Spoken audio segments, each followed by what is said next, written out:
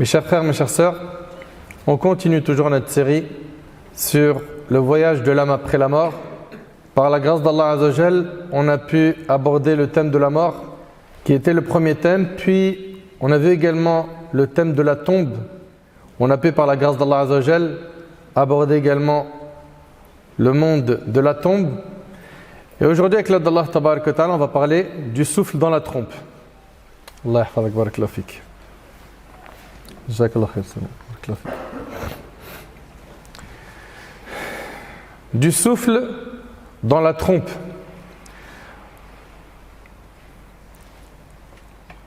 Pour ceux qui ne le savent pas, les petits signes de la fin des temps sont environ une centaine. Et pour ce qui est des grands signes de la fin des temps, ils sont au nombre de 10. L'imam Muslim rahimahullah, il rapporte d'après Hudhayfa ibn Asid al-Ghifari radiyallahu anhu, qui a dit: le prophète alayhi salatu wassalam nous a vus pendant que nous faisions le rappel. Alors il a dit: quel est le sujet de votre débat? Ils dirent: nous débattons du sujet de l'heure.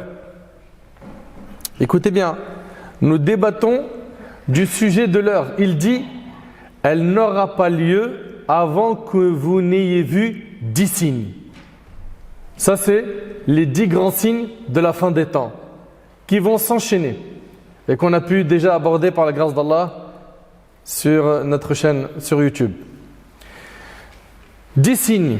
Alors, il mentionna la fumée, l'antéchrist, al-Masih ad-Dajjal, la bête, le lever du soleil de l'ouest, la descente de Jésus, fils de Marie, la sortie de Gog et Magog, 3 éclipses, une à l'est, une à l'ouest et une dans la péninsule arabique. Et le dernier des signes est un feu qui sortira du Yémen et qui poussera les gens vers le lieu de rassemblement. Juste après cela, il va y avoir le premier souffle dans la trompe. Et notre thème, bi'idhnillahi tabarak wa ta'ala, il va se diviser en 3 parties. La première, on va parler, Inch'Allah, du souffle de la frayeur. Nafkhatul faza'. La deuxième partie, on va parler de Nafkhatus sa'q, le souffle du foudroiement. Le souffle où tout sera foudroyé.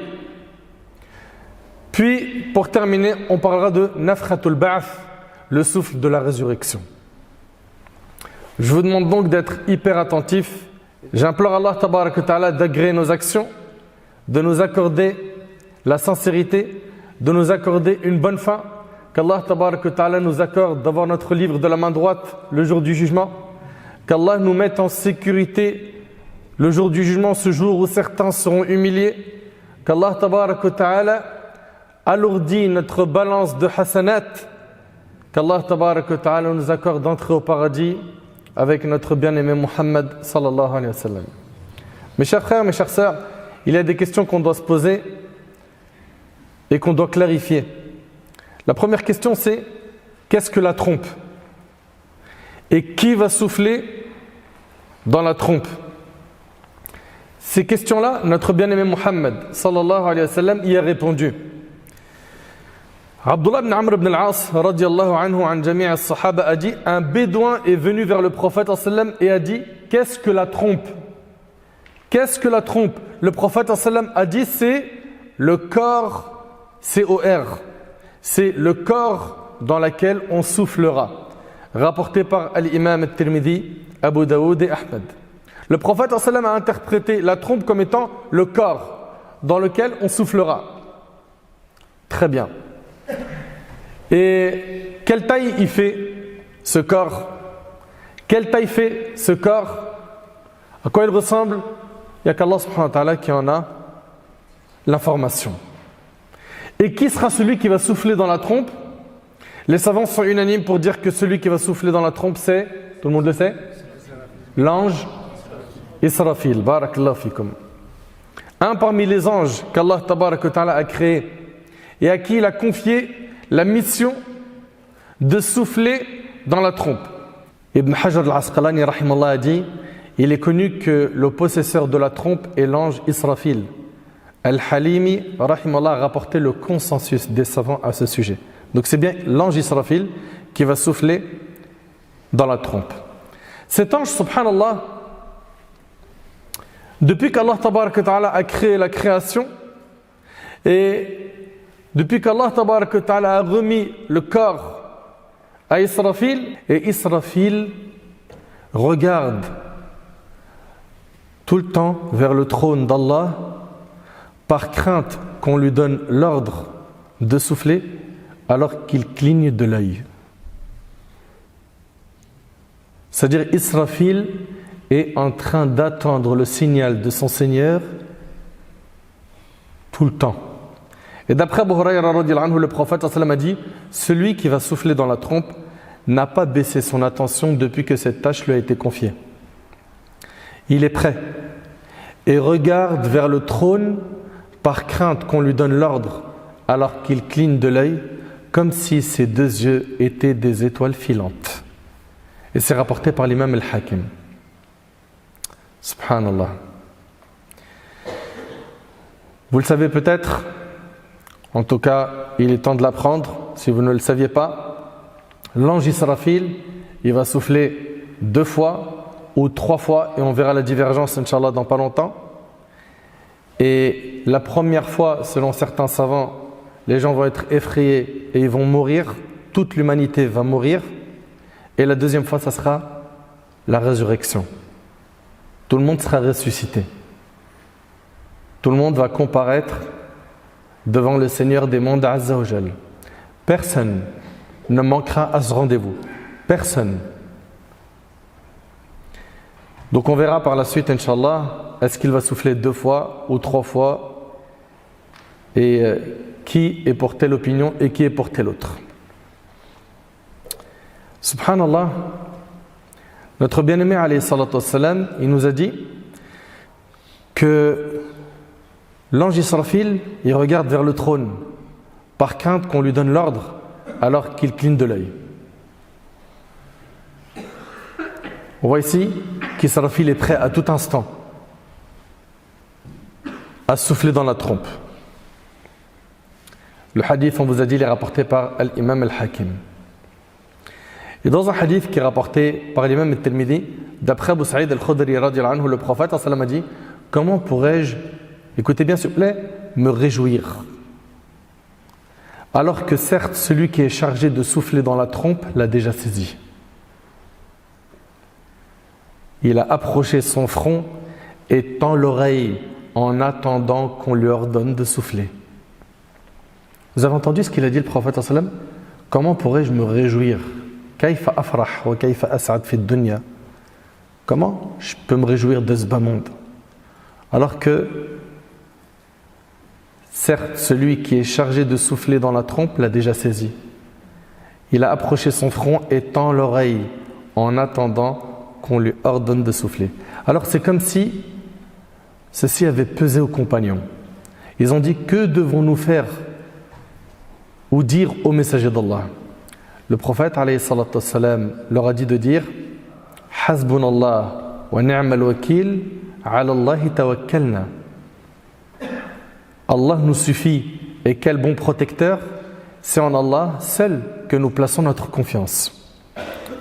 Subhanallah. Et notre bien-aimé alayhi salatu wassalam, il nous a même dit quel jour Israfil va souffler dans la trompe. Qui a une idée? Levez la main. Vas-y mon frère. Un vendredi, barakallahu fik. D'après Abu Hurayra radhiyallahu anhu, le prophète alayhi salatu wassalam a dit: le meilleur jour sur lequel le soleil s'est levé, le vendredi. C'est ce jour-là que Adam a été créé.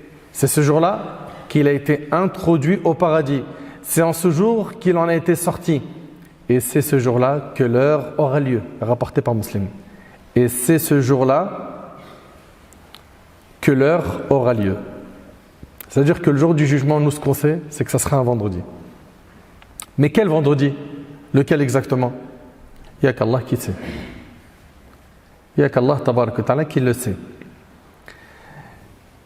D'après Aous ibn Aous, radhiyallahu anhu, le prophète sallallahu alayhi wa sallam a dit: parmi les meilleurs de vos jours, le jour du vendredi. Ce jour-là, Adam a été créé, ce jour-là, il est mort.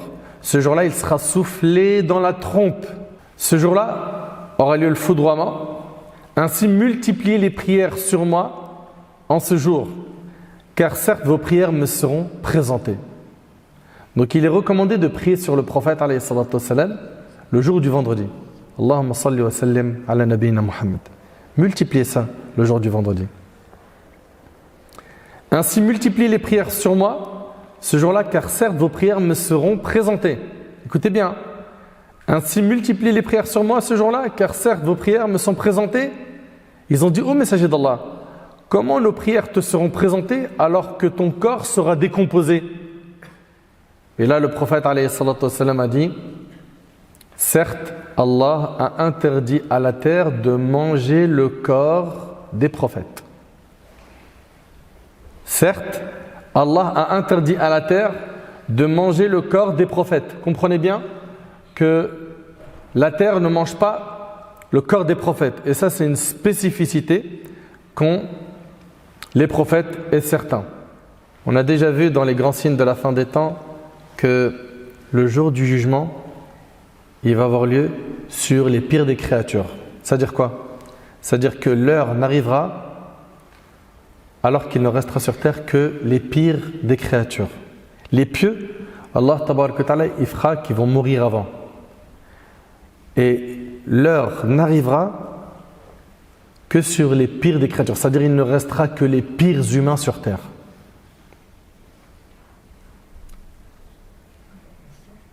Mes chers frères, mes chères sœurs, Allah tabaraka wa ta'ala va ordonner à Israfil de souffler une première fois.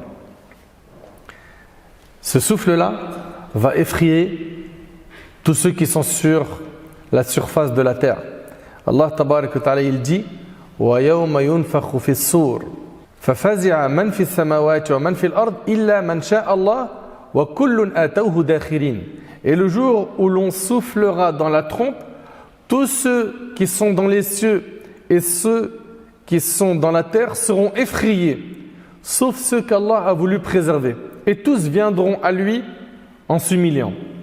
Ici, dans ce verset, on voit quoi? Écoutez bien, s'il vous plaît. On voit qu'Allah tabaraka wa ta'ala, il dit, et le jour où l'on soufflera dans la trompe, tous ceux qui sont dans les cieux et ceux qui sont dans la terre seront effrayés. Tout le monde va être effrayé. Le souffle, il va être puissant. Et on va avoir beaucoup de détails sur le moment du souffle. Juste soyez patients. Ici, ils vont tous être effrayés, sauf ceux qu'Allah a voulu préserver. Mais qui sont ces gens qu'Allah a voulu préserver? Qui sont l'exception à la règle? Allah, il nous dit à la fin du verset, et tous viendront à lui en s'humiliant. Taïb, concernant ce passage, sauf ceux qu'Allah a voulu préserver, ici, il a été dit qu'il s'agit des martyrs, ash-shuhada. C'est l'opinion d'Abu Hurayra, d'Ibn Abbas, de Saïd ibn Jubayr. La deuxième opinion, c'est celle de Muqatil parmi nos pieux prédécesseurs. Il a dit qu'il s'agit de Jibril, Mikaïl, Israfil, l'ange de la mort. Puis après, Allah subhanahu wa ta'ala les fera mourir. La troisième opinion, elle dit annahum alladhina fil jannah, ceux qui seront donc préservés de ce souffle d'effrayement, c'est ceux qui sont déjà au paradis. Comme qui? Comme Hur al-Ain. Et ceux qui sont déjà en enfer, car nous le savons que le paradis et l'enfer existent déjà. Ils existent déjà et qu'ils sont éternels. Il a été dit que parmi les exceptions, il y a aussi le prophète Moussa alayhi salam. Très bien. L'imam al-Qurtubi rahimahullah, l'auteur de Tafkira, a dit, notre cheikh Abu al-Abbas a dit, la vérité est, écoutez bien s'il vous plaît, qu'il n'existe pas de hadith authentique qui soit venu déterminer ceux qu'Allah épargnera du foudroiement, donc tout est probable. Ça peut être le cas 1 qu'on a vu, à savoir les martyrs, ça peut être les anges, ça peut être ceux qui sont déjà au paradis, hein, etc., etc. Voilà, l'imam al-Qurtubi rahimahullah dit, donc tout est probable. Parfait. J'aimerais, s'il vous plaît, barakallahu fikum, que vous essayez de vivre les textes qu'on va aborder, que vous essayez d'imaginer à quel point ce moment va être très très difficile pour l'humanité. Et comment en serait-il autrement alors que ce soleil qui illumine, ce soleil qui a énormément de bienfaits, le soleil sera obscurci. Il n'illuminera plus. Est-ce que ça se limite à cela? Non. Les étoiles tomberont. Les montagnes seront réduites en poussière. Subhanallah. Les mers entreront en ébullition jusqu'à devenir un feu. Mais ça, c'est quand? C'est quand? Oui?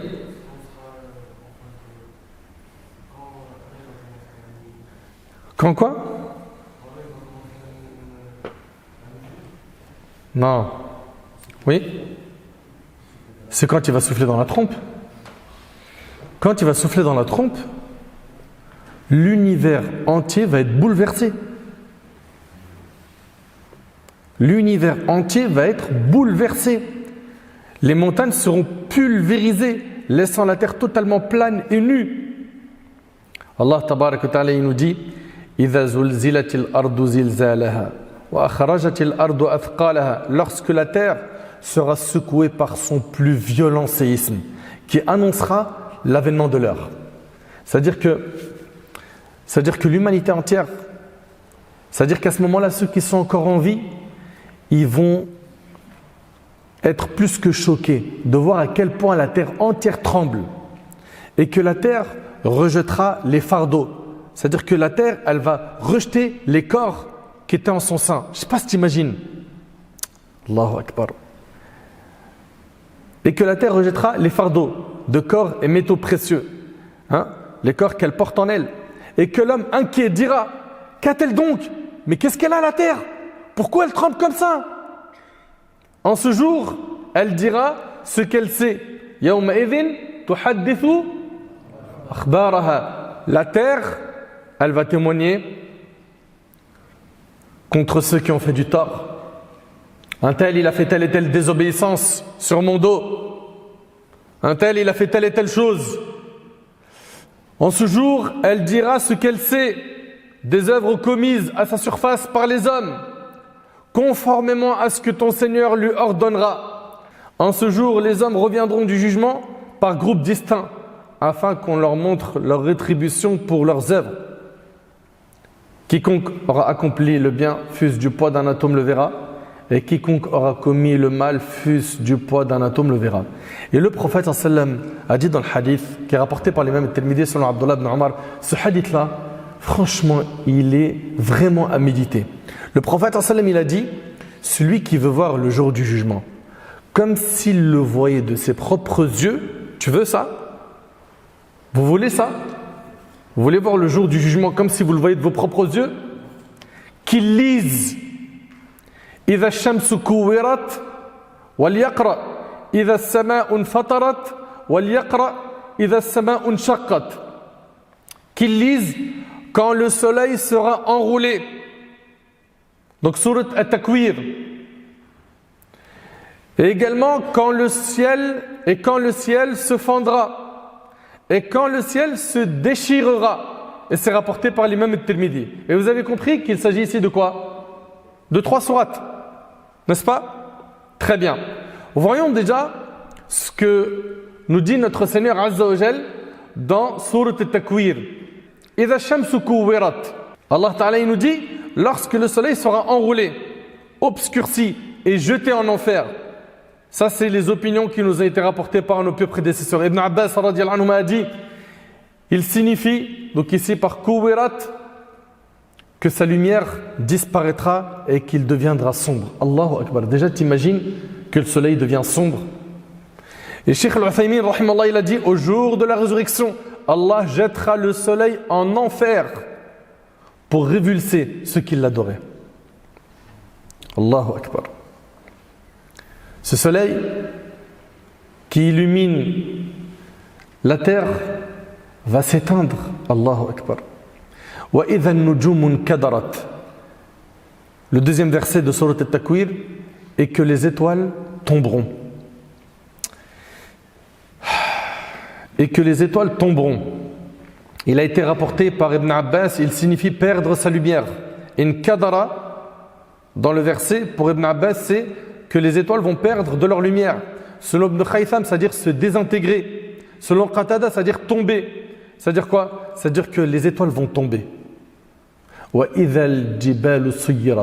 Et les montagnes mises en marche, elles quitteront leur emplacement et seront pulvérisées, laissant la terre totalement plane et nue. Et ça c'est dans le Coran. Allah tabaraka wa ta'ala il dit وَيَسْأَلُونَكَ عَنِ الْجِبَالِ فَقُلْ يَنْسِفُهَا رَبِّي نَسْفًا فَيَذَرُهَا قَاعًا صَفْصَفًا لَا تَرَى فِيهَا عِوَجًا وَلَا أَمْتًا. Et il t'interroge au sujet des montagnes. Dis, mon Seigneur les dispersera comme la poussière et les laissera comme une plaine dénudée dans laquelle tu ne verras ni tortuosité ni dépression. Allahu Akbar. Même les montagnes, elles seront réduites en poussière. On est toujours dans Sourate At-Takwir, dans le 4e verset. Rappelez-vous que le prophète sallam a dit, celui qui veut voir le jour du jugement comme s'il le voyait de ses propres yeux, qu'il lise إذا الشمس كورت إذا السماء انفطرت et إذا السماء انشقت. Donc là on est dans le 4e verset de Sourate At-Takwir. Puis après on verra les deux autres sourates. وإذا العشار عطلت. Et les chamelles à terme négligées. Que veut dire et les chamelles à terme négligées? Ici Allah tabaraka wa ta'ala désigne les chamelles enceintes de 10 mois et sur le point de mettre bas. Elle constituait alors un bien des plus précieux pour eux. Pour les Arabes, les chamelles, c'était parmi les meilleurs biens. Ils les délaisseront à ce moment-là, tant ils seront préoccupés par leur propre sort. Tellement le tremblement de terre qui va annoncer le jour du jugement est terrible, personne ne va accorder de la valeur à l'argent, au matériel, à sa richesse, à son grand poste. Non, ce moment-là, il est tellement effrayant, tellement inquiétant que ce bas monde, il ne vaudra plus rien aux yeux de l'humanité. Allahu Akbar.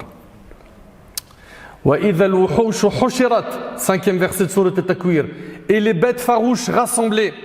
Subhanallah, les bêtes féroces seront avec des bêtes non féroces rassemblées sans que personne ne calcule personne. C'est tellement puissant que même l'animal féroce ne pensera même pas attaquer une autre bête. Je ne sais pas si vous réalisez. وَإِذَا الْبِحَارُ سُجِّرَتْ c'est le 6e verset. Et les mers allumées, d'après Ali ibn Abbas et Ibn Ka'b, rahimallahu al-jami' wa radiyallahu anhum, qu'elles entreront en ébullition jusqu'à devenir un feu. Toutes les mers vont devenir des feux. Tout ça, c'est dans le Coran.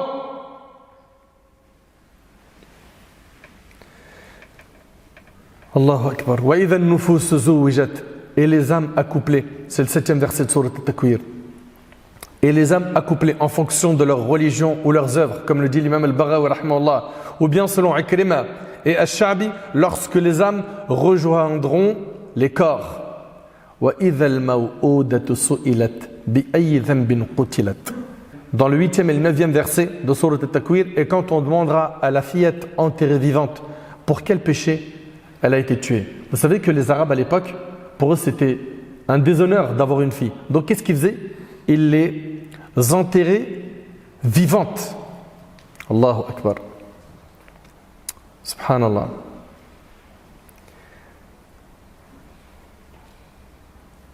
Wa idha as-suhufu nushirat. Et quand les feuilles seront déployées. Ça c'est le 10e verset de Sourate At-Takwir. C'est-à-dire celles où sont consignés les actes des gens et où les anges auront inscrit à ce qu'ils ont fait de bien et de mal. Donc, les feuilles vont être déployées.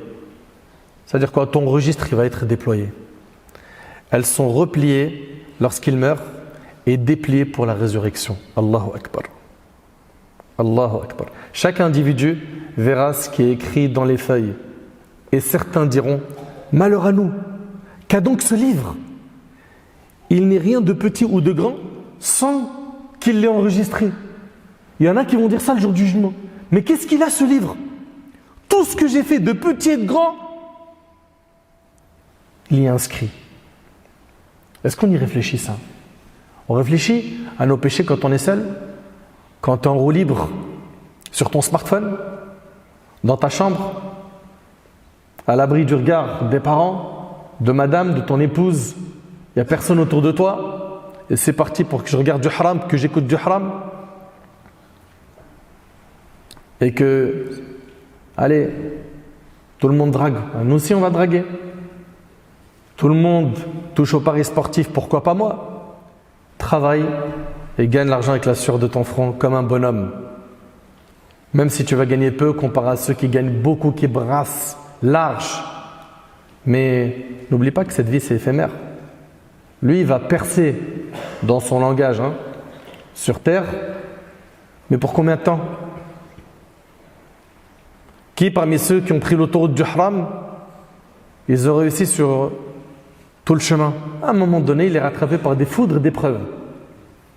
Si ce n'est pas la prison, il se mange une balle. Si ce n'est pas ça, il est recherché, il ne peut plus rester en France. Il a des problèmes avec un tel, avec un tel, avec un tel. Mais est-ce que tu penses que le haram, ça n'a pas de conséquences brûlantes?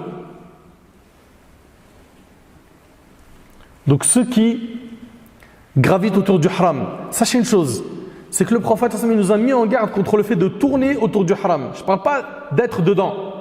Parce qu'il y en a certains qui disent, moi, t'as vu, j'ai pas forniqué, mais voilà, de temps en temps, on se lâche un peu sur le net. On est jeune, tu connais la jeunesse, on aime bien dahak. Et puis il n'y a rien, on connaît nos limites, ça va, on est des bons musulmans quand même. Shaitan, il ne va pas m'arnaquer moi. Ah ouais, il y en a plein, ils ont dit comme toi. Plein. Ils ont fini dans le trou du péché. Donc voilà, Shaitan, il est là, il est en train de les cuisiner à petit feu. Et qu'est-ce qu'ils font? Comme le prophète a dit, comme le berger qui fait paître son troupeau autour d'un enclos interdit. Un berger, il a un troupeau de moutons et il les fait paître autour d'un endroit qui est interdit. C'est-à-dire, ils n'ont pas le droit d'y accéder, c'est privé. Mais il n'est pas à l'abri qu'à un moment, il y a un mouton et il rentre. Eh bien, c'est comme ça. Tu tournes autour du haram, tu finiras par tomber dedans. C'est pour ça, écarte-toi de ce chemin. Je ne sais pas si tu imagines un peu. Certains vont dire, malheur à nous, qu'a donc ce livre. Ce livre-là, où il y a toutes tes actions. Ce livre que tu as écrit chaque jour, par tes œuvres. En te levant le matin, la première chose que tu as fait, c'est quoi? C'est les invocations du matin.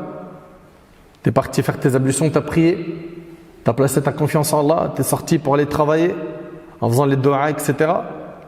Tu as craint Allah dans tes transactions commerciales, dans ton boulot, dans ton job, dans tes études, dans ta sortie, dans ton voyage. Ou est-ce que dès le matin, tu as été programmé par Satan? Sache-le, que tout ce que tu es en train de faire, chaque acte que tu fais, tu es en train de d'écrire ton livre. Et on va te le remettre, ce livre-là, le jour du jugement. Soit de la main droite, et là c'est bon, tu as réussi, tu vas au paradis, soit de la main gauche, et là c'est la perte. Car donc ce livre, il n'est rien de petit ou de grand sans qu'il ait enregistré.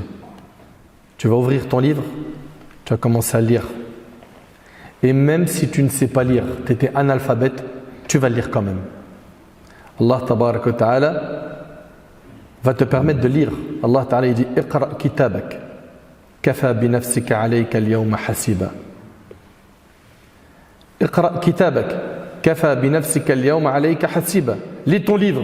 Aujourd'hui, tu te suffis d'être ton propre comptable. Tu veux voir quoi dans ce livre?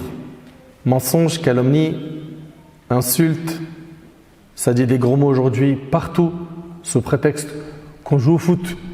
Et lui, il joue pas bien, il m'énerve. Subhanallah, tu veux voir la réalité d'une personne? Regarde-le sur un stade. En dehors du stade, tu vois, il est posé, il est calme, tranquille. Il rentre dans le stade, 36 000 shaitans qui le contrôlent. Des gros mots, des menaces. Subhanallah. Toujours dans Surat Al-Takwir, Allah dit wa idha as-sama'u kushitat. Dans le 11e verset, quand le ciel, on l'ôtera. Selon Mujahid, c'est-à-dire quoi? C'est-à-dire qu'il sera retiré, comme un voile. Ça, c'est rapporté également par Ibn Kathir. Subhanallah. Le ciel, il va être retiré pour laisser place à un espace insondable, un vide. On l'ôtera comme on ôte sa peau à un mouton. Ça, c'est ce que dit Al-Qurtubi, rahimallah. Et il y a eu d'autres interprétations. وَإِذَا الْجَحِيمُ صُعِرَتْ. Et la fournaise attisée. Subhanallah. Allah tabarak wa ta'ala va préparer le feu. Et le feu va parler. يَوْمَ نَقُولُ لِجَهَنَّمْ هَلِ امْتَلَأْتِ وَتَقُولُ هَلْ مِن مَزِيدٍ. Le jour où on dira à l'enfer, es-tu plein? Et il dira, y a-t-il encore, ya Allah, que tu veux rajouter? Est-ce que tu veux rajouter encore, ya Allah? وَإِذَا الْجَنَّةُ أُزْلِفَتْ. Et le paradis rapproché. Ça, c'est le 13e verset. Le paradis, il va être rapproché pour accueillir les croyants, les pieux. عَلِمَتْ نَفْسٌ مَا أَحْضَرَتْ. Chaque âme saura ce qu'elle a présenté. Le jour du jugement, on va te remettre ton livre. Chaque âme saura ce qu'elle a présenté. La perverse et la vertueuse saura ce qu'elle a présenté, ce qu'elle a mérité. Et dans Sourate Al-Infitar, rappelez-vous, c'est la deuxième sourate, le prophète il a dit, celui qui veut voir le jour du jugement, vous vous rappelez, de ses yeux qui lisent. Eh bien, la deuxième sourate qui parle également avec détail de ces scènes, c'est Sourate Al-Infitar, la fissure. Allah Ta'ala il dit, إِذَا السَّمَاءُ انْفَطَرَتْ. Lorsque le ciel se fendra pour laisser descendre les anges. Comme le dit l'imam Al-Qurtubi, rahimahullah. وَإِذَا الْكَوَاكِبُ انْتَثَرَتْ. Les étoiles tomberont. Subhanallah. Les étoiles tomberont. Et Ibn Abbas il dit, c'est-à-dire que leur lumière aura disparu. وَإِذَا الْبِحَارُ فُجِّرَتْ. Lorsque les mers se mêleront, que les eaux douces et salées ne formeront plus qu'une seule mer. وَإِذَا الْقُبُورُ بُعْثِرَتْ. Lorsque les tombes refouleront ce qu'elles recèlent de corps et de trésors. Les tombes vont rejeter ce qu'elles avaient à l'intérieur d'elles. عَلِمَتْ نَفْسٌ مَا قَدَّمَتْ وَأَخَّرَتْ. Toute âme saura alors ce qu'elle a accompli de son vivant, de bien et de mal. Ça, c'est ce qu'a dit At-Tabari, rahimahullah. Et ça, c'est un parmi les tafasirs qui ont été cités. Ensuite, rappelez-vous qu'il y avait 3 passages dans le Coran que le prophète sallam a évoqué quand il a dit celui qui veut voir le jour du jugement de ses yeux, qu'il lise. Et bien maintenant, on arrive au 3e passage qui est Al-Inshiqaq, la sourate, la déchirure. Allah Ta'ala dit إِذَا السَّمَاءُ انشَقَّتْ. Quand le ciel se déchirera. وَأَذِنَتْ لِرَبِّهَا وَحُقَّتْ. Il aura écouté son Seigneur comme il lui incombe. Allahu Akbar. وَإِذَا الْأَرْضُ مُدَّتْ. Lorsque la terre, on l'étendra comme un tapis. وَأَلْقَتْ مَا فِيهَا وَتَخَلَّتْ. Qu'elle aura expulsé ce qu'elle recèle de corps et de trésors. Allahu Akbar. Mon frère ainsi que toi ma soeur, je pense que maintenant chacun est en train de prendre conscience que ce jour ça va être un jour difficile. Le jour où Israfil il va souffler dans la trompe. Et puis, à ton avis, ces gens-là, quand ils vont sortir de leur tombe, c'est quoi leur préoccupation? Allah tabarak wa ta'ala il nous dit لِكُلِّ امْرِئٍ مِّنْهُمْ يَوْمَئِذٍ شَأْنُ يُغْنِيهِ. Car chacun de ce jour-là aura son propre cas pour l'occuper. Chacun sera soucieux de son sort. Je vais aller où moi? Est-ce que j'ai fait assez de bonnes actions? Est-ce qu'Allah il va me faire miséricorde? Il n'y a pas de session de rattrapage. Il n'y a pas d'avocat. Il n'y a personne qui peut m'aider. C'est moi et mes actes. On sera où nous après la mort? Quand on sera ressuscité, est-ce qu'on sera dans la panique totale ou est-ce qu'on sera rassuré? Méditez avec moi s'il vous plaît sur ces versets. Allah tabaraka wa ta'ala il nous parle du tremblement de terre qui va venir avant le jour du jugement. Il nous dit Azza wa Jal dans Sourate Al-Hajj dans les 2 premiers versets Ya ayyuhan nas ittaqu rabbakum inna zalzalata as-sa'ati shay'un 'azim yawma tarawnaha tadhhalu kullu murdi'atin 'amma arda'at wa tad'u kullu dhati hamlin hamlaha wa tara an-nasa sukara wa ma hum bisukara walakinna 'adhab Allahi shadid. Ô hommes, craignez votre Seigneur. Le séisme qui précédera l'heure est une chose terrible. Le jour où vous le verrez, toute nourrice oubliera ce qu'elle allaitait. Est-ce qu'on réalise qu'une maman va oublier son nourrisson? pour qu'elle en oublie son nourrisson, c'est qu'il y a quelque chose de très grave qui a occupé son esprit. Toute nourrice oubliera ce qu'elle allaitait et toute femme enceinte avortera de ce qu'elle portait. Tellement la peur elle est forte, celle qui est enceinte, elle va avorter. C'est pour vous montrer à quel point ce jour-là est terrible. Et Allah il nous dit, et tu verras les gens ivres alors qu'ils ne le sont pas, mais le châtiment d'Allah est dur. Et j'aimerais que vous méditiez avec moi ce verset qui, Wallahi al-Azim, qu'est-ce qu'il est fort. وَلَا تَحْسَبَنَّ اللَّهَ غَافِلًا عَمَّا يَعْمَلُ الظَّالِمُونَ إِنَّمَا نُؤَخِّرُهُمْ لِيَوْمٍ تَشْخَصُ فِيهِ الْأَبْصَارُ مُهْطِعِينَ مُقْنِعِي رُؤُوسِهِمْ لا يرتد إليهم طرفهم وأفئدتهم هواء. Ça veut dire quoi ça? Allah Azza wa Jalla dit, et ne pense point qu'Allah soit inattentif à ce que font les injustes. Il leur accorde un délai jusqu'au jour où leurs regards se figeront. Ils courront, suppliants, levant la tête, les yeux terrifiés et les cœurs vides. Et les cœurs vides. Mais ça veut dire quoi les cœurs vides? Écoutez bien s'il vous plaît. Et les cœurs vides. Et avertis-les du jour où le châtiment les atteindra. Et ceux qui auront été injustes diront, oh notre Seigneur, accorde-nous un court délai. Si seulement on pouvait revenir sur terre, faire le bien, t'adorer, prier, jeûner, sortir cette zakat qu'on n'a pas sortie, accorde-nous un court délai. Nous répondrons à ton appel et suivrons les messagers. Est-ce que vous vous êtes arrêté sur ce passage où Allah tabaraka wa ta'ala dit wa af'idatuhum hawa, les cœurs vides? Ça veut dire quoi ça? Mais ils sont où les cœurs? Les cœurs vont quitter leur emplacement tellement ce jour est terrible. Comment ça mon frère Nader? C'est écrit où ça? C'est où? Écoute, Allah Ta'ala il dit dans Surat Ghafir dans le verset 18 wa anzirhum yawm al-azifati idhil qulubu ladal hanajir. Allahu Akbar.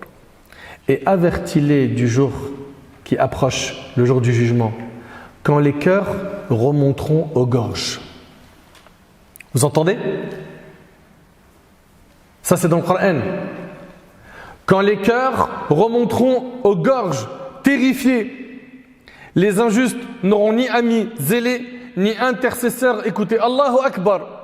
Le cœur va quitter son emplacement tellement la panique est immense. C'est un moment tellement puissant que le cœur va se déplacer, il va sortir de son emplacement pour arriver aux gorges. Es-tu conscient que le cœur, il va arriver où? Aux gorges, subhanallah. C'est pour ça qu'Allah tabaraka wa ta'ala dit les cœurs vides dans l'autre verset. وَأَنذِرْهُمْ يَوْمَ الْآزِفَةِ إِذِ الْقُلُوبُ لَدَى الْحَنَاجِرِ كَاظِمِينَ مَا لِلظَّالِمِينَ مِنْ حَمِيمٍ وَلَا شَفِيعٍ يُطَاعٍ. Et avertis-les du jour qui approche, quand les cœurs remonteront aux gorges terrifiées, les injustes n'auront ni amis zélés, ni intercesseurs écoutés. Je pense qu'on commence à tous réaliser que ce jour-là, c'est un jour terrible et effrayant. Et il va y avoir le souffle du foudroiement. On a parlé du souffle de la frayeur. Maintenant, on va parler du souffle du foudroiement. Le prophète alayhi salatu wassalam a dit, dans le hadith rapporté par Bukhari et Muslim selon Abu Huraira, entre les deux souffles du clairon, il y aura une période de 40. Le hadith il est rapporté par Bukhari et Muslim. Il dit au Abu Huraira, est-ce 40 jours? Il dit, je refuse de me prononcer. Il dit, est-ce 40 mois? Il dit, je refuse de me prononcer. Il dit, est-ce 40 ans? Il dit, je refuse de me prononcer. Donc, il va y avoir entre les deux souffles une période de 40. 40 jours, mois ou années, Allahu A'lam. Allah seul le sait. Et là, on en arrive à un débat entre les savants qui est, mais combien seront les nombres de souffles? Est-ce qu'il y en aura 2 ou est-ce qu'il y en aura 3? Ici, on a l'imam Ibn Hajar rahimahullah et l'imam al-Qurtubi dans son livre At-Tadhkira. Eux, ils sont de l'opinion qu'il y aura quoi? 2 souffles. Un souffle qui va effrayer et qui va foudroyer, Donc ils vont être effrayés et ils vont mourir en même temps par ce souffle et le souffle de la résurrection. Ok?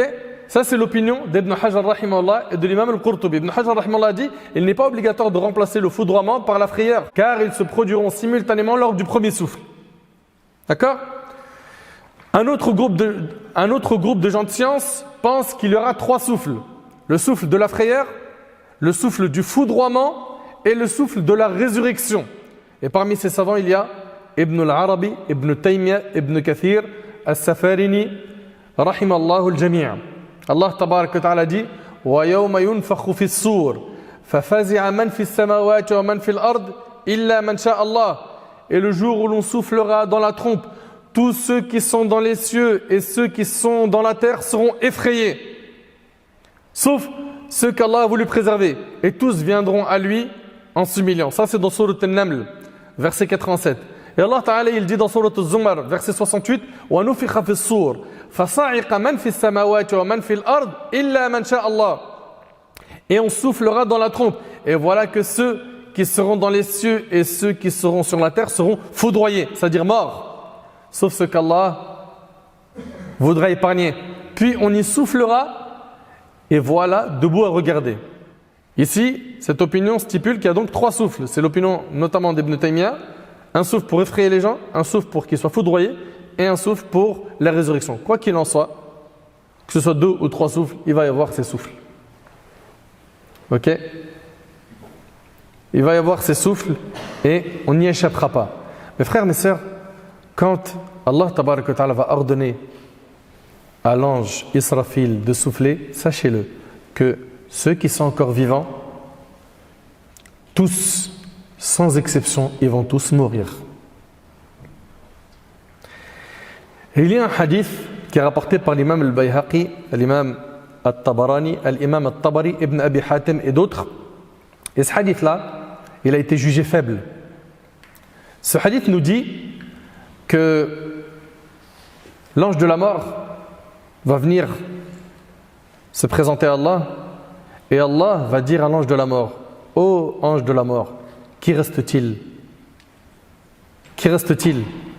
Allah va lui poser la question tout en sachant qu'il a la réponse, Azza wa Jal, parce qu'Allah tabarak wa ta'ala a la connaissance parfaite de toutes choses. Et il dira: il reste Jibril, Israfil, Mikaïl et les porteurs du trône, ainsi que moi. Allah dira que Jibril et Mikaïl meurent et que Israfil meurt et que les anges qui portent le trône d'Allah meurent et il restera l'ange de la mort. Et là, Allah tabarak wa ta'ala lui dira: qui reste-t-il au ange de la mort? Alors qu'Allah tabarak wa ta'ala sait qu'est-ce qui reste. Il dira: il ne reste plus que moi. Et il dira ici, Azza wa Jal: toi tu es une de mes créations. Je t'ai créé pour ce que tu sais. Meurs, ô ange de la mort. Et il mourra et il ne restera plus sur la surface de la terre aucun humain. Et il ne restera plus aucun ange, ni aucun djinn vivant. Il ne restera qu'Allah tabarak wa ta'ala, qui est, comme vous le savez, Al-Hayy, le vivant qui ne meurt jamais. Azza wa Jal, subhanahu wa ta'ala. Gloire à lui, subhanahu wa ta'ala, qui a écrit la mort à toutes les créatures. Gloire à lui, qui est le vivant, qui ne meurt jamais. Dans le hadith qui est rapporté par l'imam Muslim, d'après Abdullah ibn Omar, le prophète sallam a dit: le jour du jugement, Allah va plier les cieux, puis il va les prendre dans sa main droite, puis il va dire: je suis le roi, où sont les tyrans, où sont les orgueilleux? Puis il va plier les terres et va les prendre dans sa main gauche, puis il va dire: je suis le roi, où sont les tyrans, où sont les orgueilleux?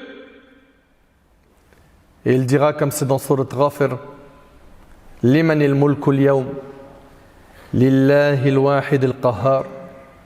À qui appartient la royauté aujourd'hui? Et il répondra lui-même, Azza wa Jal: à Allah l'unique, le dominateur. Allahu Akbar. Allahu Akbar. Il ne restera plus personne. Il ne restera qu'Allah tabarak wa ta'ala. Kullu man alayha fan wa yabqa wajhu rabbika dhul jalali wal ikram. Tout ce qui est sur elle, à savoir la terre, doit disparaître. seule subsistera la face de ton Seigneur, plein de majesté et de noblesse. Kullu shay'in halikun illa wajhah. Tout doit périr, sauf son visage. Tout le monde va mourir, à part Allah tabarak wa ta'ala. Mon frère ainsi que toi ma sœur, ne sois pas induit en erreur par des mauvaises fréquentations qui te font croire que c'est pas grave si tu fais du haram, ou que tu es encore jeune, tu as le temps de te repentir, que c'est rien, tout le monde le fait. Il y a pire que toi, c'est pas grave. De toute façon, plus tard, tu as prévu de faire le hajj. Et le hajj, ça efface tout. Ne te fais pas avoir par ces gens-là. Sois sage. Réfléchis bien. Ô serviteur, comme Allah te voit désobéissant, passionné par ce bas monde et oubliant la mort, as-tu oublié la rencontre avec Allah, le linceul et la tombe, et un jour terrible où les cheveux deviendront gris? Garde en tête que personne n'est éternel sur terre, pas même les prophètes qui sont les meilleurs des hommes. Pense à ce jour où on va t'enterrer et tu seras seul dans ta tombe. Tu seras livré à Munkar et Nakir qui vont te poser 3 questions. Comment est-ce que tu vas répondre? Je vous rappelle donc que tout le monde va mourir sans exception. Allah tabaraka wa ta'ala dit wa nufikha fi as-sur fa sa'iqa man fi as-samawati wa man fi al-ard illa man sha'a Allah thumma nufikha fihi ukhra fa idha hum qiyamun yanzurun. Et on soufflera dans la trompe et voilà que ceux qui seront dans les cieux et ceux qui seront sur la terre seront foudroyés, sauf ceux qu'Allah voudra épargner, puis on y soufflera et voilà qu'ils sont debout à regarder. Parlons maintenant du souffle de la résurrection. Quand Allah tabaraka wa ta'ala voudra faire revenir ces créatures et les faire revivre, il ordonnera à Israfil de souffler dans la trompe. Alors les âmes seront restituées à leur corps et les gens se leveront devant le Seigneur de l'univers. Allah nous a informé de la scène de la résurrection. Écoutez bien. وَنُفِخَ فِي الصُّورِ فَإِذَا هُمْ مِنَ الْأَجْدَاثِ إِلَى رَبِّهِمْ يَنْسِلُونَ قَالُوا يَا وَيْلَنَا مَنْ بَعَثَنَا مِنْ مَرْقَدِنَا هَذَا مَا وَعَدَ الرَّحْمَنُ وَصَدَقَ الْمُرْسَلُونَ إِنْ كَانَتْ إِلَّا صَيْحَةً وَاحِدَةً فَإِذَا هُمْ جَمِيعٌ لَدَيْنَا مُحْضَرُونَ.